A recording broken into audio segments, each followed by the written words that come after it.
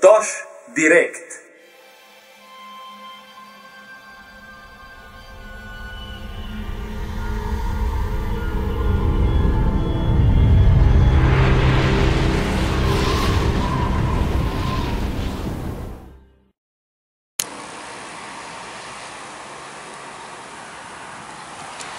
Tretji september 12 po kristjanskem koledarju 2012, Toš Mihael, nekaj misli o problematiki sodobne družbe, in sicer bo ta prispevek dvojezičen. Torej, ko opazujemo tako razvoj trenutne družbe in stanje v družbi, vidimo, da se na mestu spajanja in ustvarjanja ter nekega premagovanja težav in odpravljanja težav, ki so, dogaja razkroj družbe, razpad zdravih vrednot in vse večja politična bizarnost. Temeljni problem sodobnega sveta, vsaj tega dela zahodne civilizacije, je, da se tako imenovana demokracija udejanja na nasprotovanju, in sicer ena opcija nasprotuje drugi, in to privede tako daleč, da človek nasprotuje sočloveku in s tem zruši v bistvu tisti temeljni naravni zakon sobivanja, ki bi za duhovna bitja moral veljati. Torej, ljudje bi morali tvoriti družbo spajanja in sodelovanja in ne izključevanja in razpadanja.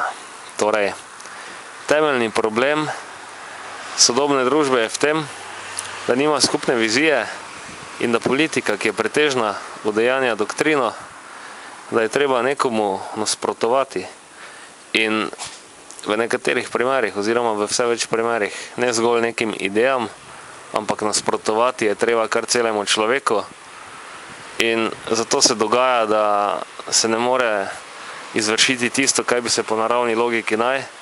da bi ljudje morali iskati svoje skupne točke in se spajati, ne pa da iščejo na drugih napake in vse skupaj razdvajajo in rušijo. Kot rečeno, dokler človeštvo ne bo preseglo te shizofrene delitve, tako dolgo o trdni in obstojni družbi blaginje ne bomo mogli govoriti, še manj pa jo udejanjati. Torej, kot rečeno, dojeti je treba smisel in ga ustrezno udejanjati. Also, ich muss heute etwas über die gesellschaftlichen Verhältnisse sagen, und zwar die derzeitige Krise, die derzeitige Gesellschaft hat, ich kann es so sagen, ein Kernproblem. Und dieses Kernproblem ist der Konflikt, den man im Rahmen der Demokratie aufgestellt hat und den man auch die ganze Zeit regelmäßig am Leben erhält. Also, anstatt dass die Menschen die gemeinsamen Punkte suchen, sich verbinden, zusammenarbeiten, kommt es, dass die Menschen das Schlechte an den anderen suchen, dass sie nicht nur das Benehmen schlecht finden, sondern den ganzen Menschen, und dass das so weit führt, dass sich die Menschengruppen nicht zusammenschließen, um zusammenzuarbeiten, die Gesellschaft zu entwickeln, die Gesellschaft voranzutreiben, aber anstatt dieser Verbindungen kommt es zu Konflikten und die Menschen suchen nur die Aggressivität, suchen nur solche Kontexte, wo man jemandem widersprechen kann, und betreiben so ein gesellschaftliches Benehmen, wo zu sehr auf den Hass irgendwie die Betonung verleiht wird und dass die wahre Liebe, die wahre gesellschaftliche Gesetzmäßigkeit verschwindet. Also anstatt die Verhältnisse auf einer natürlichen Logik zu konstruieren und zu realisieren, kommt es dazu, dass man die Verhältnisse gar nicht aufstellt oder dass man das, was bereits besteht, irgendwie zu sabotieren versucht und auseinanderzubringen. Also, wie gesagt, das Kernproblem der derzeitigen Gesellschaft ist, dass sich die Menschengruppen nicht zusammenschließen, dass sie nicht ihre gemeinsamen Punkte suchen, sondern dass sie gegenüber oder in Bezug auf die anderen nur die Schwachpunkte suchen, sich danach auf diese Schwachpunkte konzentrieren und in der Richtung auf die Weise arbeiten, dass man das Schlechte hervorhebt, dass man Kritik ausübt und dass man tatsächlich keine Lösungen findet, sondern nur diesen gesellschaftlichen Konflikt aufrechterhält. Weil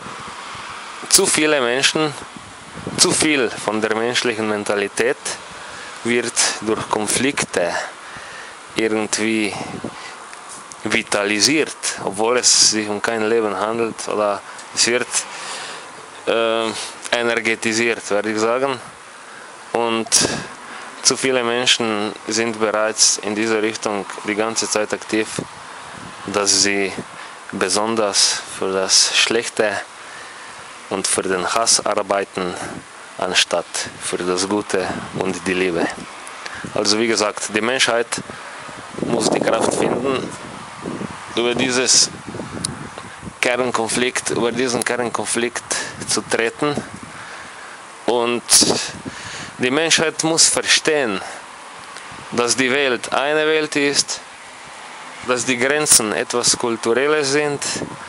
und dass die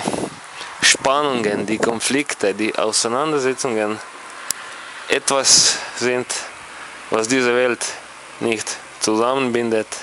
sondern irgendwie bereits dann im Kern vernichtet.